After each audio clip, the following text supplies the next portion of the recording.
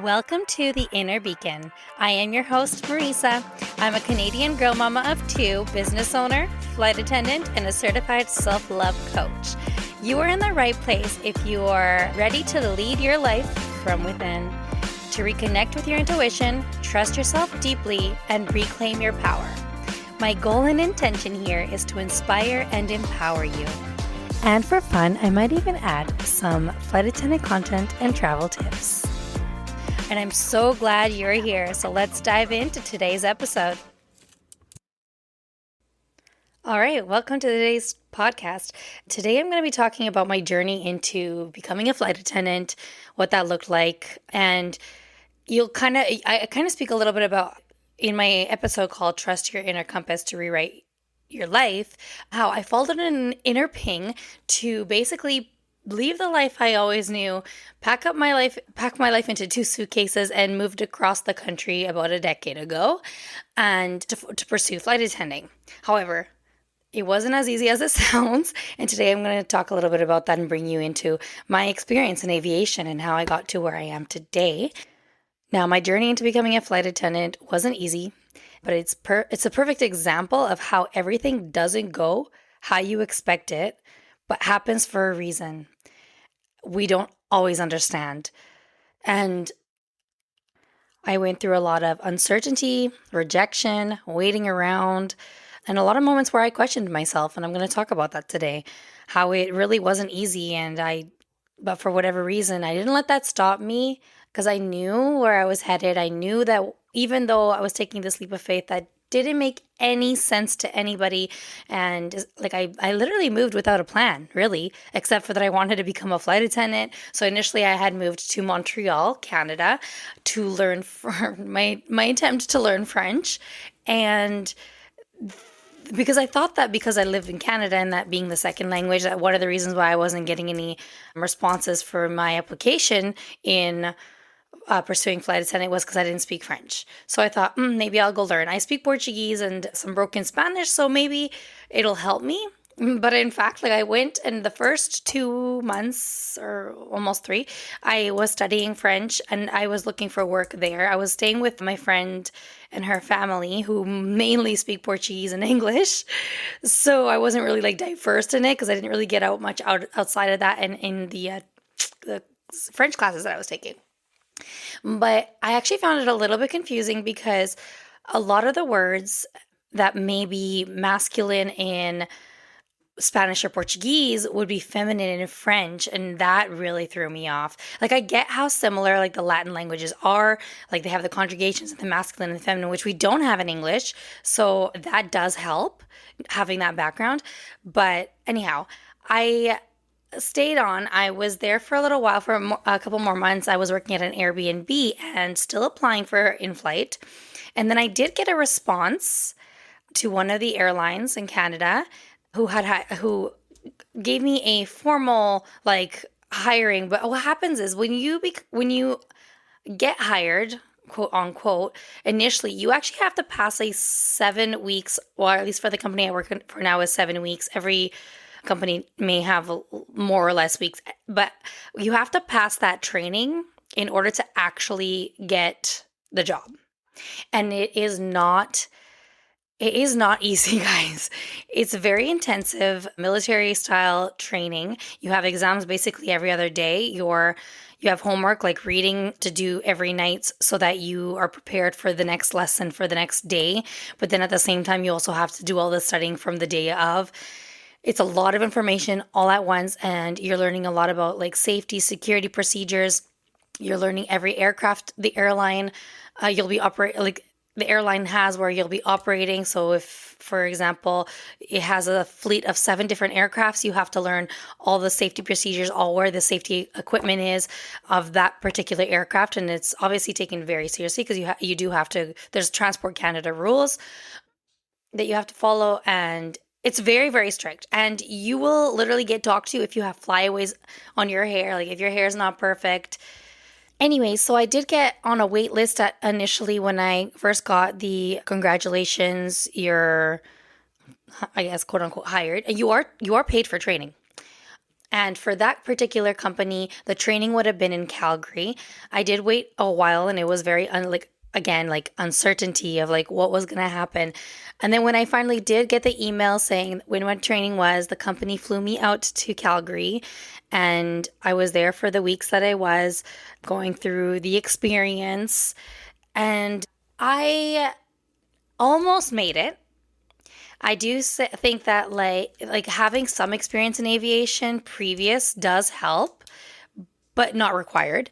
But in my first experience into the training, I did make it almost to the end and then I failed one of the exams. And I believe for that company, I can't remember now. I feel like it's been so long ago, but I think you could only get one retest for the written. There's written exams and there's practical exams.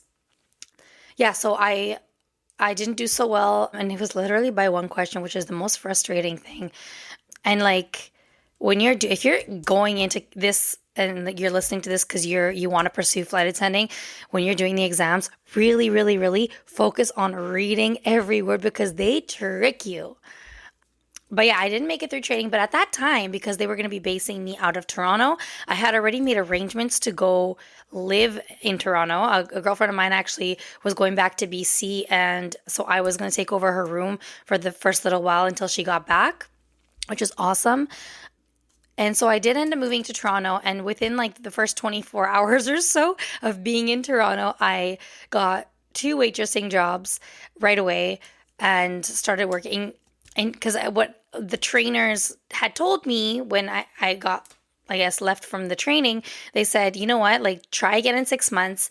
And if you need a little bit of a push to get you back into the system when you're going for your interviews and stuff, that they would put in a good word.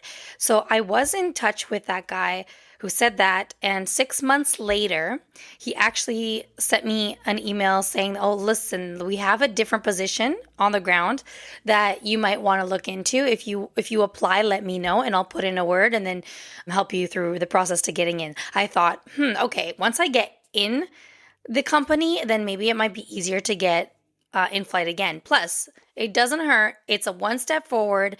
And I'm kidding you guys. Everything that I'm talking about, every part of this experience happened for a reason though. So I did work with a company as a GSA, which is basically like a guest service ambassador. And I helped mostly with wheelchairs for the flights. And I loved my job.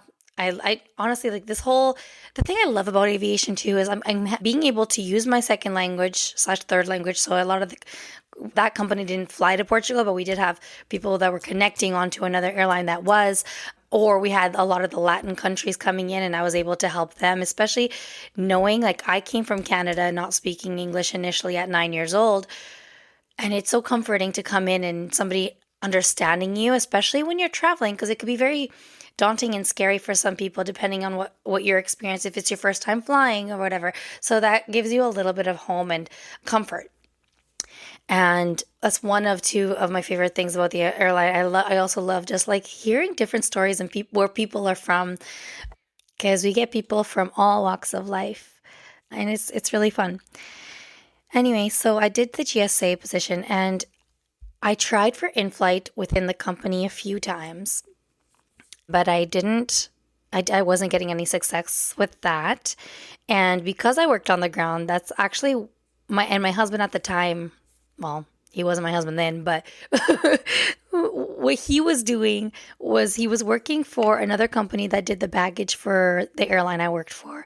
So he was also working in the same terminal and we actually met because of that job. Had I not worked that position, maybe we would have never met.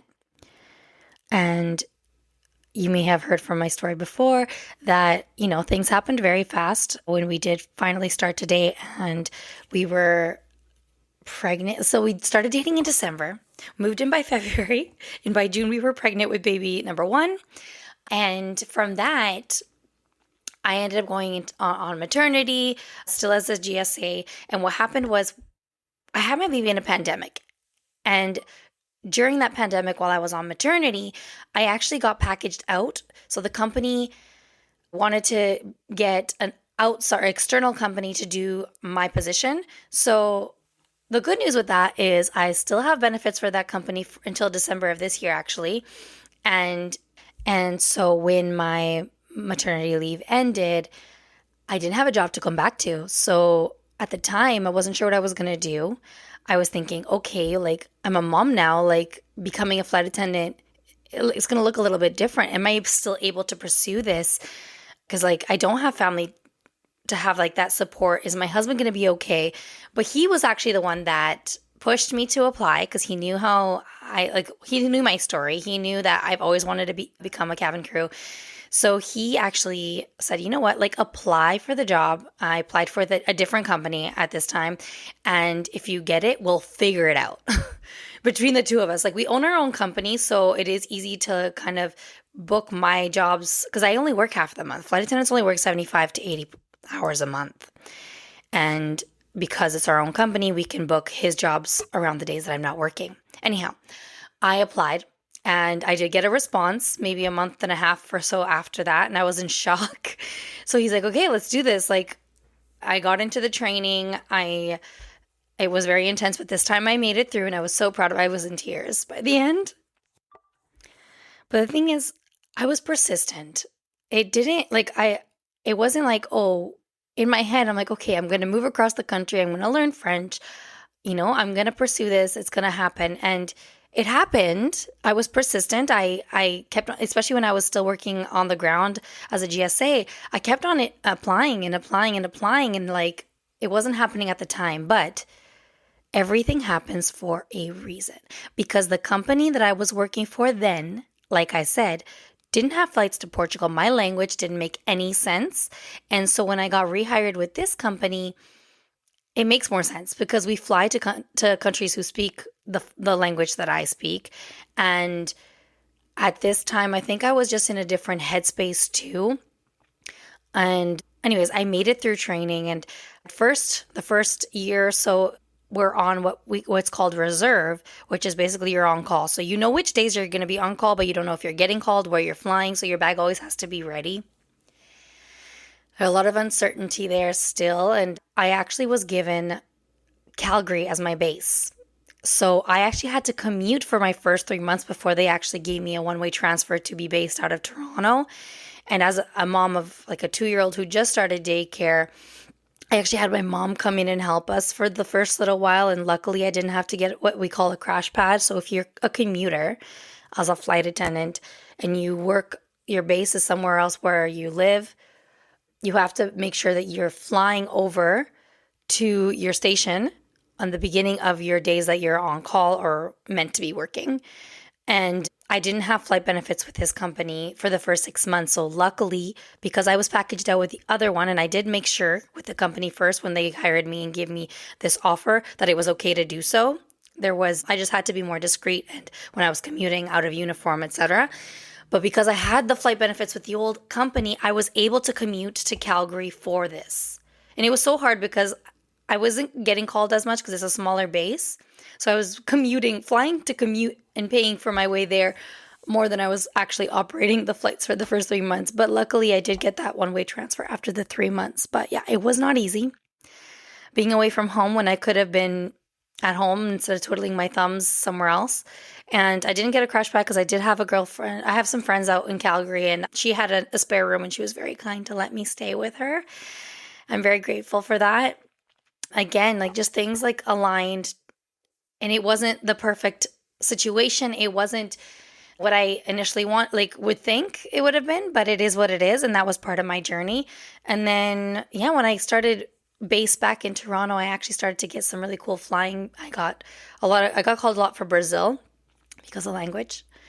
And it's been a fun journey. Now, because in this company too, like you're on call for as long as you are, depending on your seniority, before you can actually hold a block. And what that means when you're holding a block is that you actually have dedicated flights assigned to you for the month. Instead of being on call, I actually know where I'm going. I know what days I'm actually working, what times and stuff, which has been like so I had my second daughter in 2023. So I was on maternity leave. And then when I got back to flying again this time around, I was holding a block, which was new from beforehand when I was on reserve. So it's a different side of the contract, but it's been, and my wage went up, like my seniority kept on going up, which is really cool. But yeah, that was how I became a flight attendant. The journey was not easy and it took years, but I stayed on point. I stayed persistent. I kept on showing up, and everything apart about this journey was very uncertain and sometimes discouraging for sure. But I still kept on threading the needle. And that's the thing about me. Like when I get these inner pings, I just know, I just have like an inner knowing, like this is just what I'm meant to do. Same as like coaching and same as how I show up online. I just stay persistent and I just keep following because as I do and as you learn, listen, the only way that you're going to fail is if you give up. If you keep on threading the needle and if you keep persisting, even when it makes no sense, even when it feels like like you're not going to get it, it's out of your reach, keep going. I kept on showing up and trusting myself, even when nothing around me confirmed that it was actually going to happen or that it would come. But I just knew in my heart that I just had to keep trying. And here I am. And I'm a flight attendant. I'm a mom. I own a business. I own technically two businesses. I'm showing up on here. I wear so many hats. But the thing is, when there's passion and just like a knowing that this is what you're meant to do, you make it happen. Even when it doesn't look exactly how you expected it to, you're being guided to where you're meant to. And having experience aviation on the ground, I think actually helped me for my in-flight training the second time around. I came in with more confidence. My When I initially wanted to pursue flight attending, I was at a place where I'm like, I don't know if kids is in the picture for me or if that was going to happen. But at the time, I had that freedom to just, choose whatever. So when I reapplied for the second airline, there was that uncertainty of like, how am I going to make this happen? Is this still for me? I'm a mom now. Like, how is it going to be being away from my child? But then at the same time, what job can you actually say that you only work half of the month? So I'm actually home more than people think. And everything that I went through gave me more resilience. It wasn't the way, like navigating, I had to navigate it a little bit different, but I still made it happen. This job doesn't give me just a career, it changed the way I see myself. And it's giving me balance in my life because I can do this on my layovers. And you know what? If you're, most flight attendants have like a second thing that they do, like a thing on the side, but also like you kind of need it because this job isn't for everybody. If you like being alone, you spend a lot of time alone in the hotels and like you do get to miss you do miss Christmases sometimes, Thanksgiving I did this year. But it's also given me so many blessings because I have family literally everywhere but where I live. And the first year when I was on reserve, I hadn't seen my dad post pandemic. And the first Christmas that I was on airport standby on reserve. And I actually ended up being able to get a San Jose flight. So I was able to fly on Christmas Day to see my dad. And I was in literal tears. Like, I get to go on layovers and have breakfast with my mom in Vancouver and then come right back home to my babies. So there's a blessing, and you have to like obviously flying. If flying's not for you, this isn't for you. You have to be able to go with the flow because like changes in operation happen, and there's a lot of it's not as glamorized as they make it seem. And also we're not just serving coffee and drinks and cookies and pretzels. What we do is so much bigger. For example, yesterday I actually had a kid who had a seizure, and this was just before the 10-minute mark of when we were supposed to land. And then when we got on the ground, like paramedics had to come on and like, so we're the first to attend these kind of things that happen. We are literally taught how to give birth on the aircraft. Like that's part of the training that we go through, the very intensive like first aid stuff that we go through. There is a reason why the training is the way it is. And I guess I'll give you that, like, that's a really bad, like, that's probably one of the worst so far situations that I've had medical wise. But then there's always, like, it's customer service, right? Something funny that happened it was last month. I was doing a Colombia flight and a gentleman, at first I thought he was saying that he had lost his keys. So I'm asking the the passengers next to him to move so we can kind of like look underneath. I'm looking for keys. I'm like, this, was there any keychains or anything? And he goes like, no, ma'am, my dentures. Like he lost his teeth. When you think you have heard everything or seen everything. And of course, I'm like trying not to laugh. I'm trying to be empathetic. And yeah, so the people in front, the people that like we were looking for his dentures. Later in the flight, I did come back and he did end up finding his dentures, everybody. But yeah, I told you I was going to do some fun stuff. That's a fun story that I could share. So it's not like I said, we have people from all walks of life, and like sometimes it's hurtful. Like you see the mamas struggling to travel on their own, and I completely get that because I've done it plenty of times. So I try and help as much as I can. There's the people that are traveling to go to funerals. There's the people who are traveling to go on vacation. Like for spring break, we just had a lot of spring breakers. So like we see everything.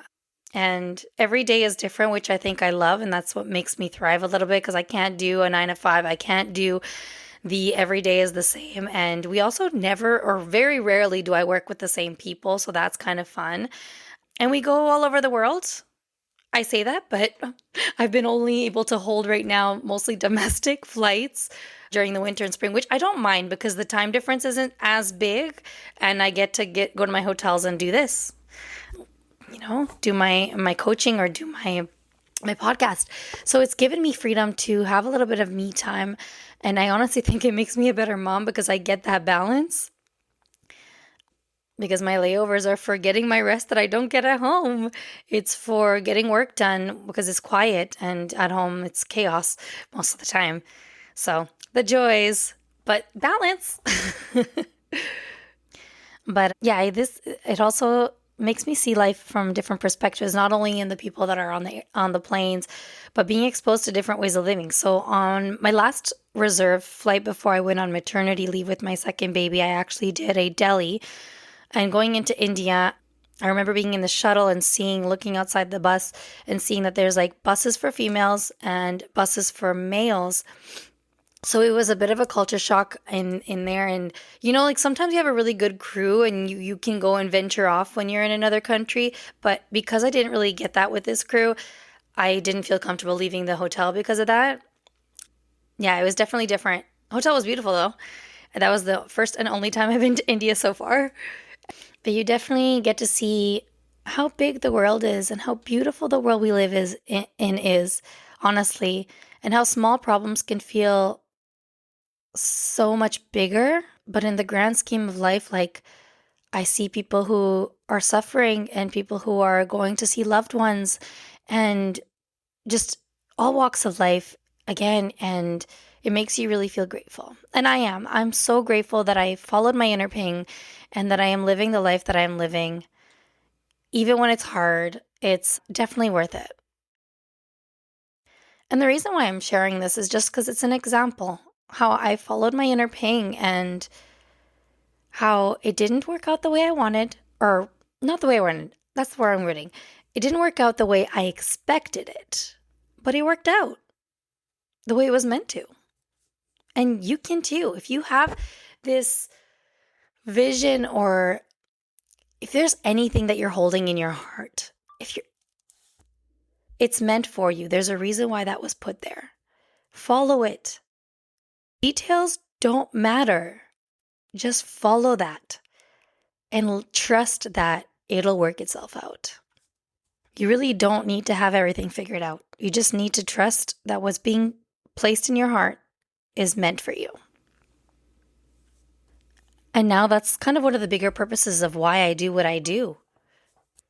By guiding women through this and learning how to reconnect with themselves and trust that inner voice again, your intuition. Let my journey be an example to you of how every little part of this story connected and worked in the way that I was meant to. Had I not worked on the ground and had that experience, I wouldn't have come in confidently, more confidently in the second time around. I wouldn't have had my now husband and two beautiful girls, and I evolved, I kept on going, I kept on persisting, and here I am. Just an example once again, the life that you want starts with a decision that doesn't make sense to anyone else but you. But it's up to you to make the decisions to get you where you want to go. Now, if you liked this and you want to hear more about my aviation, my flight attendant my experiences, and more stories and whatever else, reach out, let me know, because I'd love to do that for you. Any feedback on what you're enjoying about the podcast is great and gives me directions how I can best serve you. So find me on my Instagram.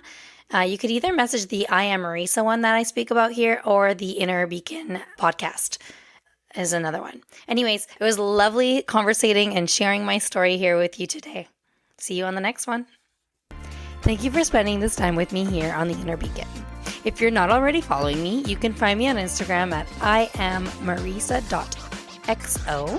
And if this episode resonates, spread the love like you would Nutella by sharing this podcast and tagging me so that I can personally thank you. And if you are feeling extra loving, leaving a review helps light up another beautiful soul and supports the growth of this space. I am so glad you're here. I'll meet you on the next episode.